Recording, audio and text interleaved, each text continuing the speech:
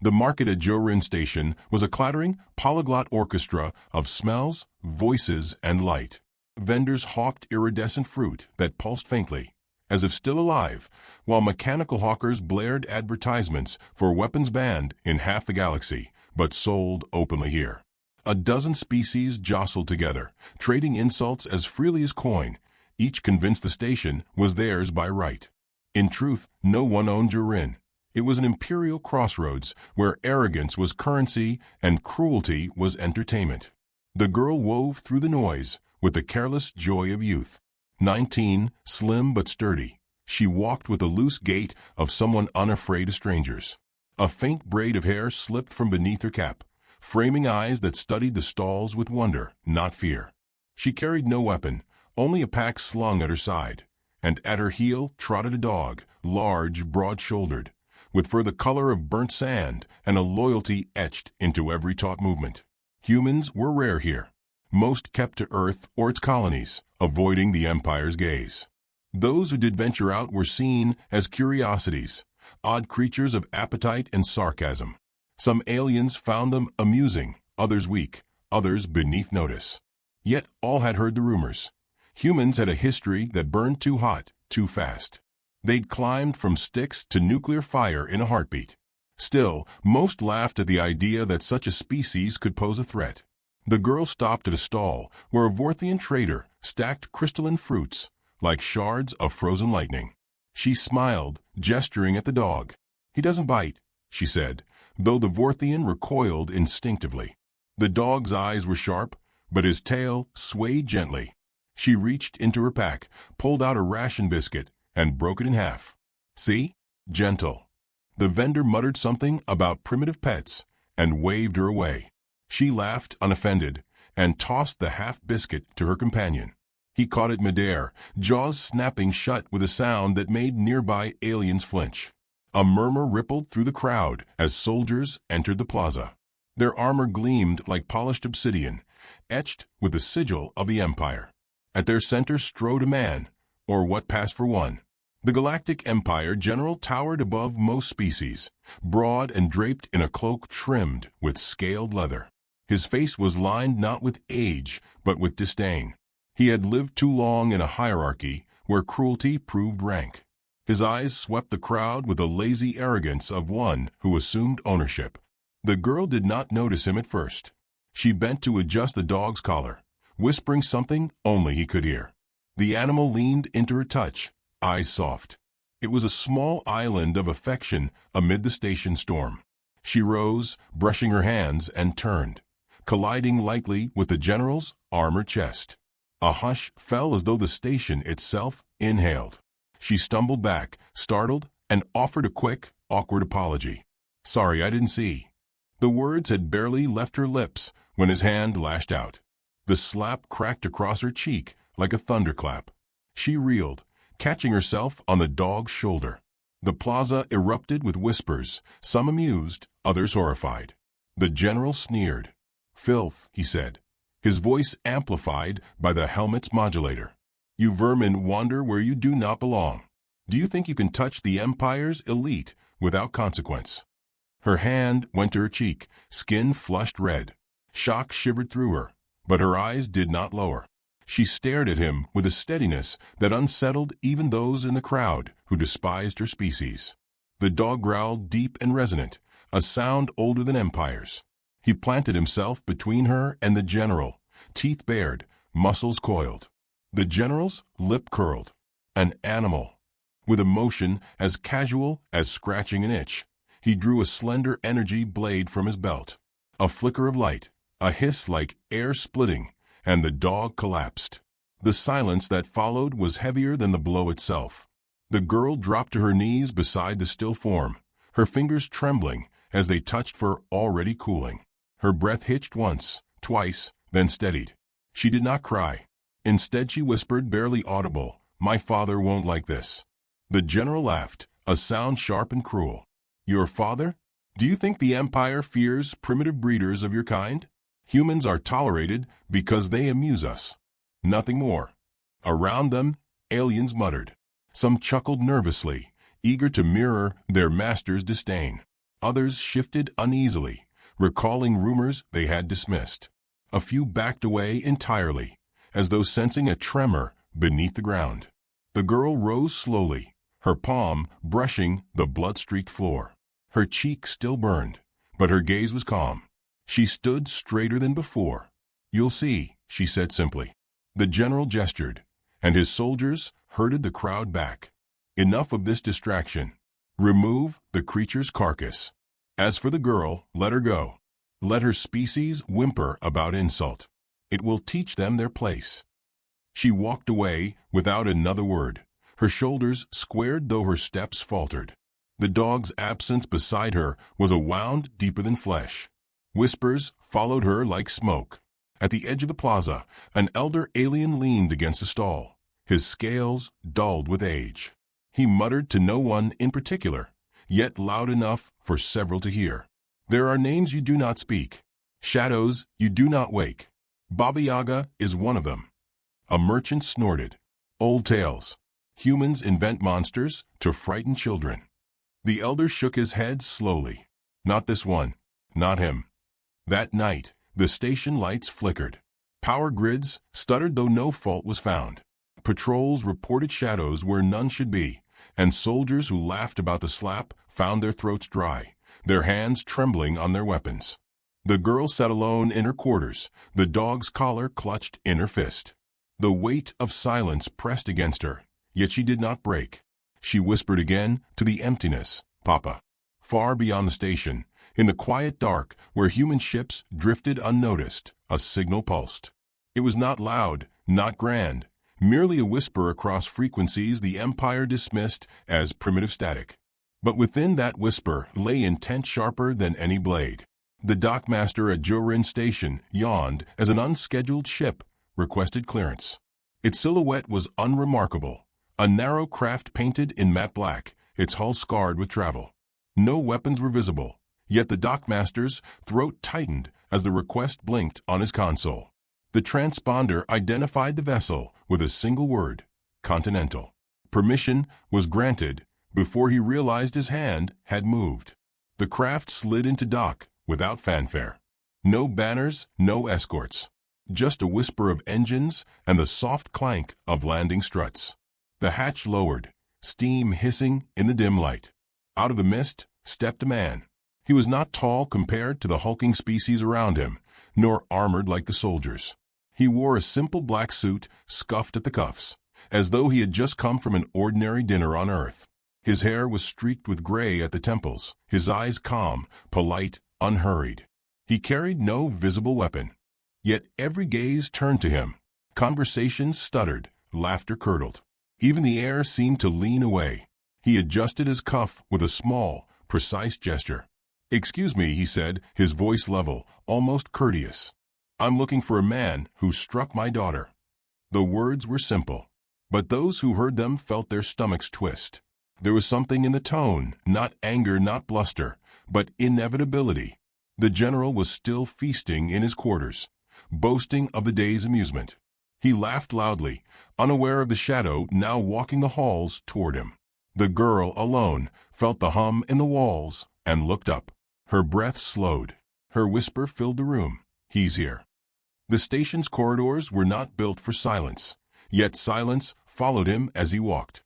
Even the hum of the conduits seemed to retreat, leaving only the measured click of his shoes against the steel floor. Soldiers who caught sight of him stiffened, unsure why. He did not march with the rigid arrogance of the Empire, nor swagger like mercenaries. He simply moved forward, steady and inevitable, like a tide. John was not what the galaxy imagined a predator would look like. No claws, no armored scales, no crown of spines or glands to spray venom. His face was tired, even polite, the lines of middle age softening what might once have been sharper. He carried himself as if he had come to discuss overdue paperwork rather than vengeance. That was why he terrified them. He looked ordinary, and ordinary was not supposed to be lethal. At a checkpoint, 3 guards barred his way, rifles raised. One barked an order in a guttural tongue. John stopped, adjusted his tie, and smiled faintly. "I don't speak that," he said, "but I think I got the gist." The rifles wavered. His calmness unsettled them more than threats would have. He gestured politely to the side. "Gentlemen, I don't want trouble. I just want to speak with your general. Surely you understand, family business." One guard scoffed, trying to mask unease. "Turn back, human." John nodded slowly. "That's fair. But here's the problem." He took a single step forward. No weapon drawn, no change in expression, just movement. The guard's fingers twitched on triggers. John's voice softened further. "My daughter was struck today. My dog was killed. If I turn back now, I can't go home. And if I can't go home," his eyes met theirs, calm but merciless, "then neither can you." The first guard fired. Or tried to. The rifle never discharged. In the blink between intent and action, John's hand had closed on the barrel, twisting it down and aside. A flick, a wrench, and the guard slammed against the wall, gasping. The other two moved, but too late. John flowed between them, a blur of precision. One rifle clattered to the ground. The other was reversed into its wielder's chest. They collapsed in a heap, groaning but alive. John straightened, smoothed his jacket, and stepped over them. "I said I didn't want trouble." Whispers spread faster than alarms. Word moved through the barracks, across the market, through maintenance shafts where smugglers listened. The humans' ghost stories had walked in flesh. The Baba Yaga, the shadow under their beds, the one they swore was a myth, was here, in a cheap suit, asking for directions. In the plaza where the slap had fallen, crowds gathered again. They spoke in low tones, watching as soldiers doubled their patrols. A merchant muttered to his neighbor, "He's only one man. The empire commands trillions." The neighbor shook his head. "One man can be enough. Remember their history. They burned cities with fire from the sky. They smile while planning wars." A young alien scoffed. "Stories. They exaggerate." An older voice cut in, heavy with memory. "I fought them once. You think they exaggerate? No. They understate. Humans are polite until they are not. And when they are not, pray you are far away." The general was in his quarters, reclining at a table carved from obsidian and inlaid with gold. He had just poured himself a drink when his adjutant burst in, pale and sweating. "Sir, there's a man. A human." The general waved him off. "Throw him out. Why do I care about vermin?" "Sir," the adjutant swallowed. "It's him." The general laughed, derisive and booming. "Who? The so-called Baba Yaga? Fairy tales. Humans spin myths because they cannot win wars." The adjutant said nothing, but his silence was heavier than argument. The general's amusement dimmed. He rose, setting aside the untouched glass. "Very well. Bring him to me. Let me see the specter with my own eyes." In the corridor, John paused at a vending alcove.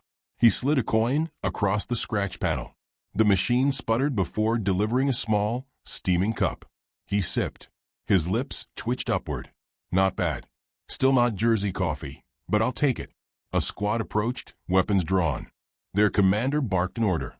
John exhaled softly and set his cup down on the ledge. "All right," he said. "Let's be civilized about this." The squad circled. One lunged. John moved like water poured into cracks.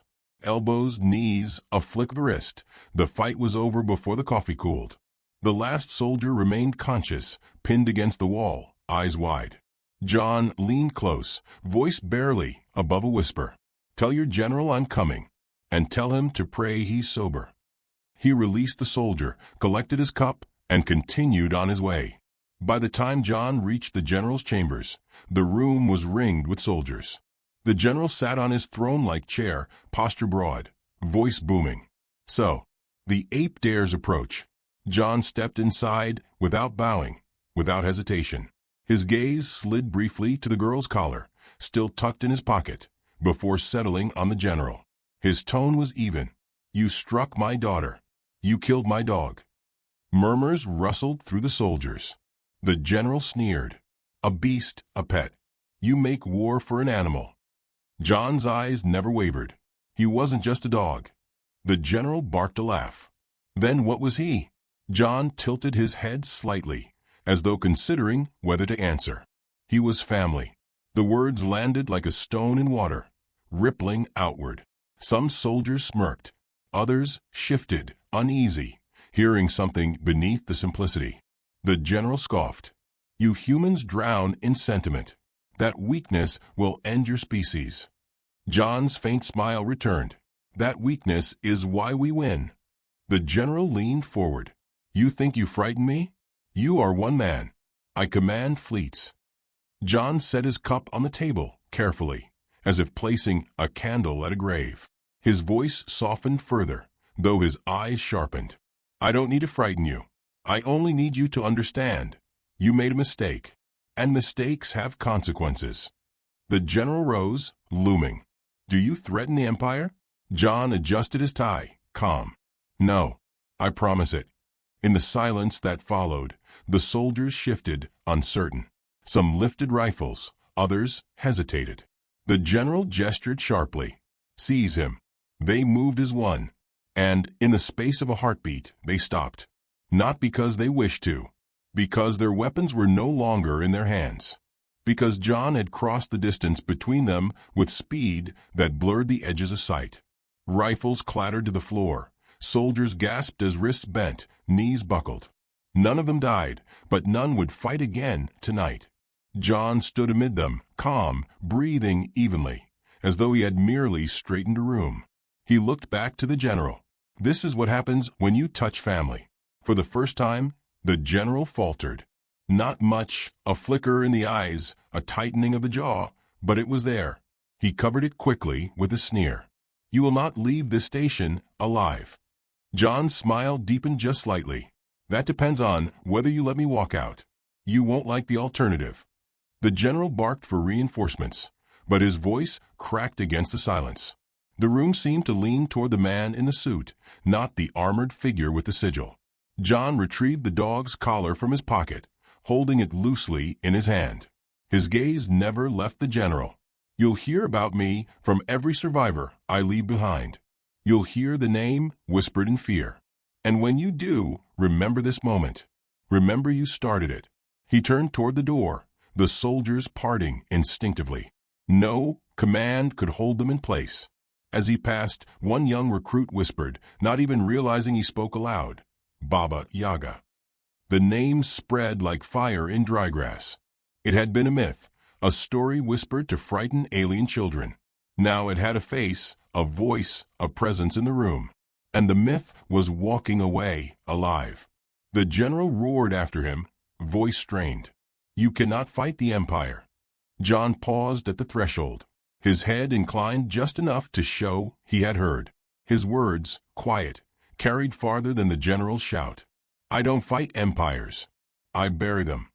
Then he walked into the corridor, leaving silence that pressed on every chest. The girl in her quarters felt the vibration of footsteps in the walls again. She clutched the collar tighter, her pulse quickening.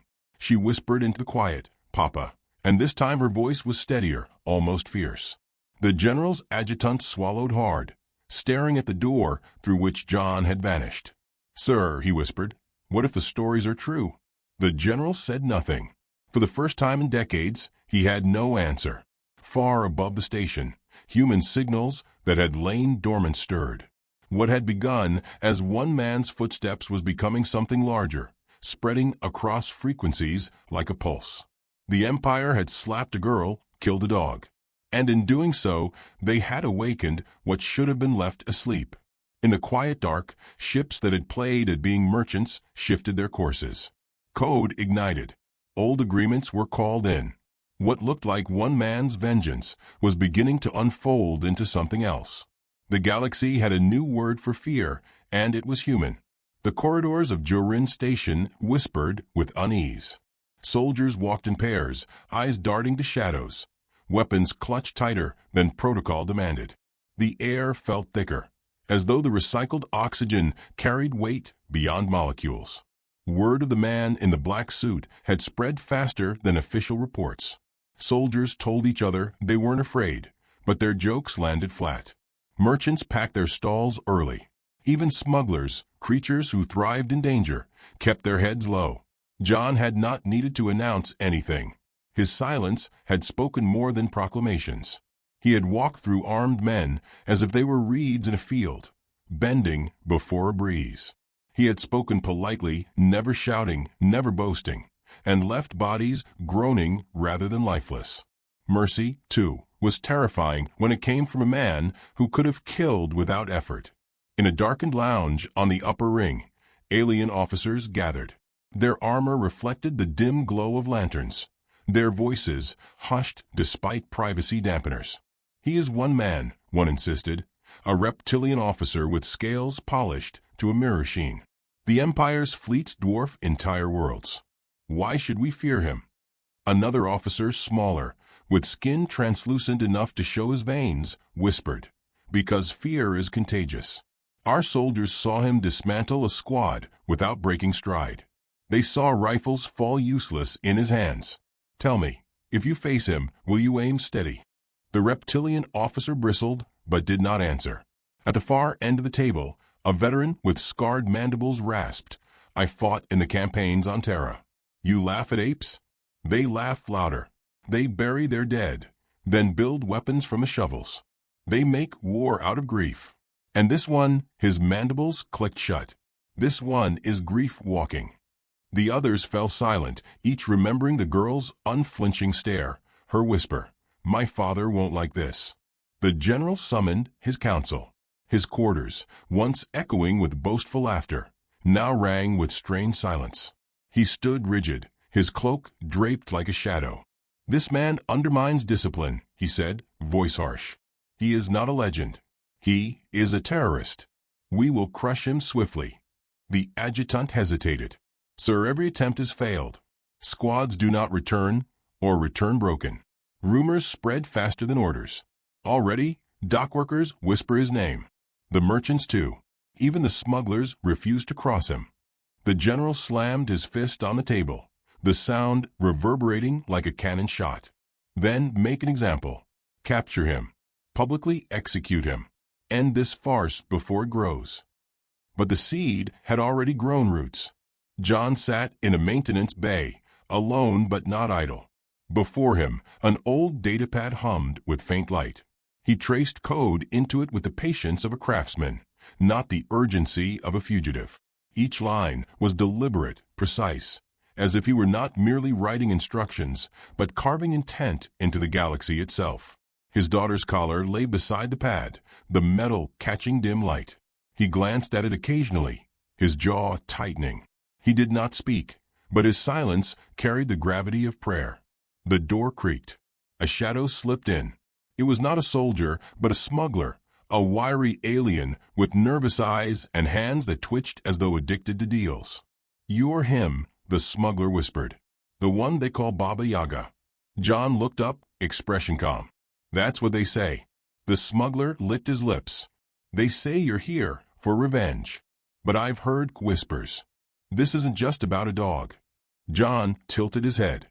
"It always starts with something small. A coin, a slap, a name. People think the start doesn't matter, but it always does." The smuggler leaned closer, trembling despite himself. "What do you want?" John's smile was faint, almost kind. "I want you to tell your friends that Earth is patient, that we've been patient for a long time, and that patience has ended." The smuggler fled, eager to spread words he did not fully understand. By morning, the rumor twisted through the station. The dog had been bait, the girl a spark, and the father fuse. Humanity had waited, hidden, planning not a battle, but a reckoning. The general prepared a trap. A plaza was cleared, barricades erected, cannons mounted. Dozens of soldiers lined the edges, their rifles humming. Civilians were herded away. From balconies above, officers watched with grim determination.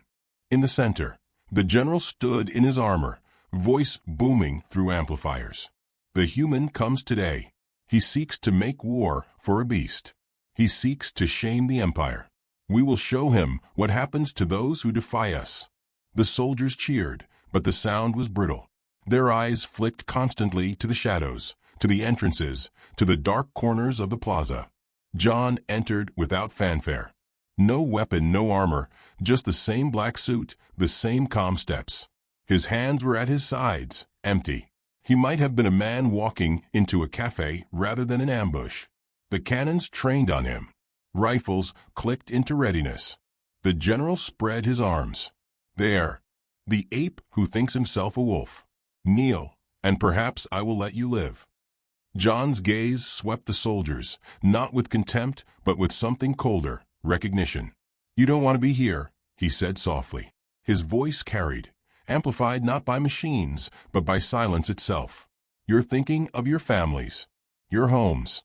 You wonder why your hands shake when they hold a gun. That's instinct.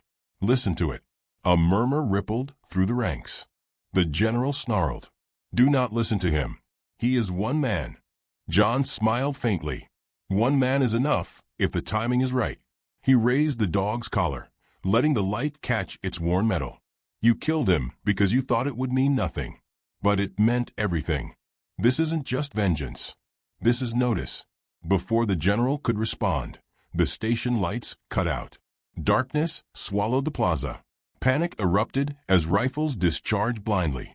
Sparks lit faces contorted in fear. The cannons whined, then powered down with a dying hum. In the chaos, voices crackled across comms. Frantic reports of systems shutting down, of docks locked, of ships unable to disengage. The Empire's technology, flawless and unyielding, was failing. John's datapad pulsed in his pocket. He moved through the confusion like a ghost. Soldiers fired at shadows, hitting nothing. He was there, then gone, a flicker at the edge of sight. A rifle slipped from hands, a cannon sparked and died. A squad collapsed without knowing how. The general roared orders, but his words drowned in fear. His soldiers were not fighting a man. They were fighting inevitability. Then the lights returned. The plaza was strewn with disabled weapons, groaning soldiers, and smoking cannons. John stood at the center, collar still in hand. Not a single shot had touched him. The general's eyes burned with rage. This is trickery. Sorcery. John's smile was razor-thin. No, this is planning. The kind of planning you never saw, because you thought humans were impulsive.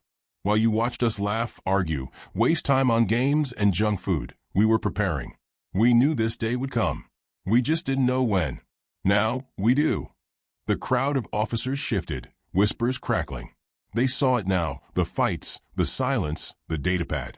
This was no improvised vendetta. This was the unfurling of something vast. The general drew his blade, light searing from its edge. Then fight me. Enough of your riddles. John looked at the blade, then back at him. His voice lowered. You're still not listening. This isn't about you. It never was. You're just the fool who lit the fuse.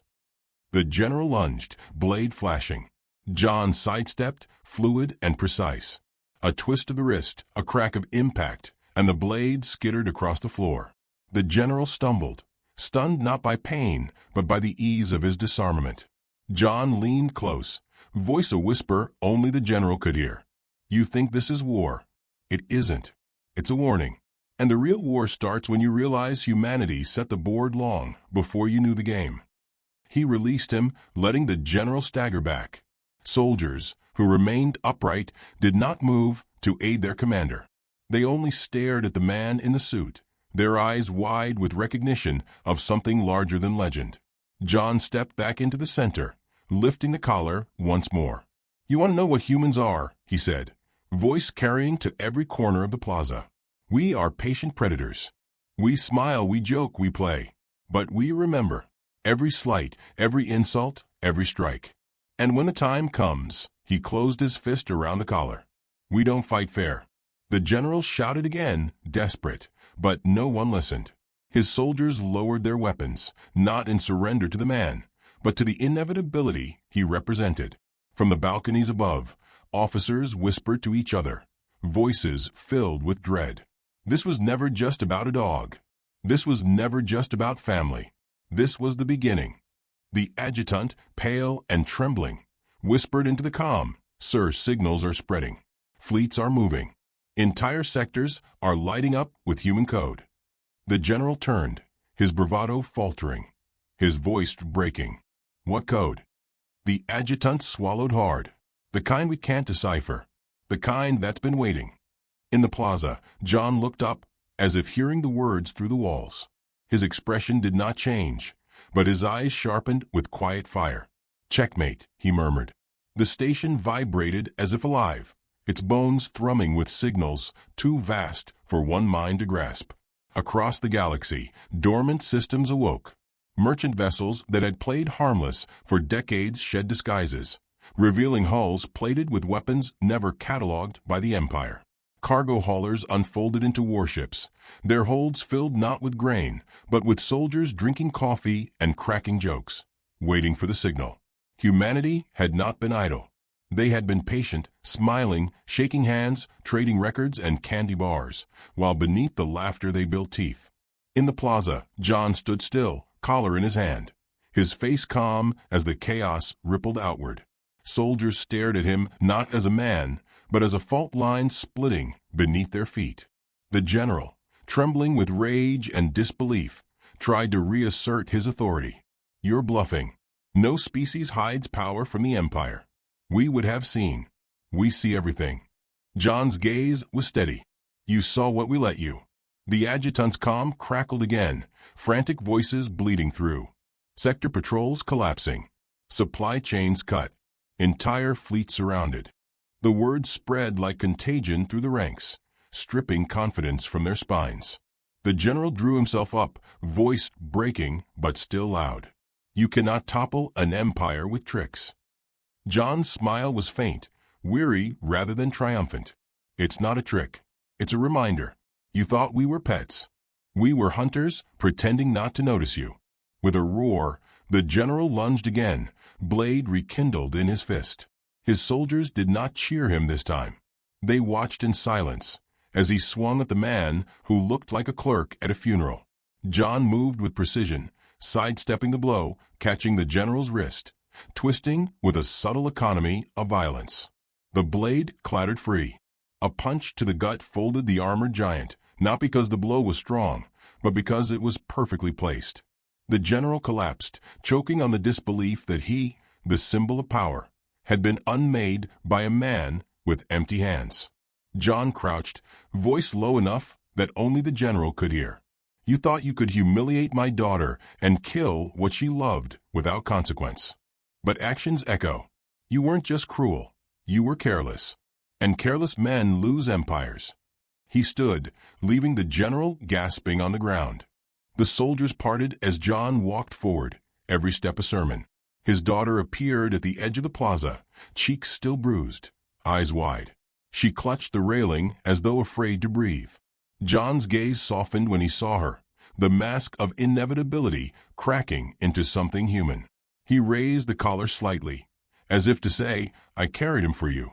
Her lips trembled, but she nodded, strength flowing back into her posture. She would not break, not while he still stood. The sky above the station burned suddenly bright. Outside, hundreds of ships dropped cloak, engines flaring like suns. They did not fire, not yet. They only surrounded, a net of inevitability closing over the Empire's stronghold. Alarms blared, officers shouted, but no one dared move first. John lifted his voice, carrying not with volume but with conviction. "You wanted to see humanity. Not the smiles, not the music, not the junk food you mocked. The truth. Here it is. We endure, we plan, we remember. And when family is harmed," his jaw tightened, "we unleash everything." The adjutant, pale, whispered the words that traveled further than any shout. "Baba Yaga." Soldiers repeated it. Merchants muttered it. Officers whispered it in disbelief. The myth had become flesh, and the flesh had become war. The general staggered to his knees, voice ragged with desperation. "You can't win. You'll burn with us. You'll." John's reply was quiet, steady, merciless. "Then we burn. But you burn first." The fleets outside fired, not volleys to destroy, but precision strikes that crippled. Empire ships found their engines dead, their weapons frozen, their comms hijacked. Human code threaded through their systems, written not in numbers alone, but in patience, planted years before. The Empire realized too late that its arrogance had blinded it to a war already lost. The plaza shook as systems collapsed, light stuttering. John remained unmoved. His daughter stepped toward him, her voice trembling. "Papa, what happens now?" He looked at her, and for the first time in days, his eyes softened fully. "Now they learn." The general screamed, lunging once more with a hidden blade, a desperate strike born of pride rather than strategy. John caught it midair, twisting until metal snapped in his hand. He tossed the fragments aside, expression calm. "You should have left the dog alone." The words cut deeper than any blade. The general sagged, broken not by wounds, but by truth. His empire had been undone by what he thought was trivial. John turned, guiding his daughter out of the plaza as the soldiers lowered their weapons entirely. None followed. None dared. The galaxy had shifted in that moment, the weight of inevitability falling on those who had mocked humanity. Above, the human fleets waited, not to conquer, not yet, but to hold the galaxy's breath hostage. Messages pulsed outward, simple and clear. Do not mistake kindness for weakness. Do not mistake patience for surrender. Do not mistake humanity for prey. In the silence after, the girl slipped her hand into her father's. Her cheek still ached, but she stood taller beside him. "He was more than a dog," she whispered, voice steady now. John nodded. His own voice a whisper returned. "He always was." Together, they walked into the future humanity had planned, one measured step at a time, while behind them an empire trembled.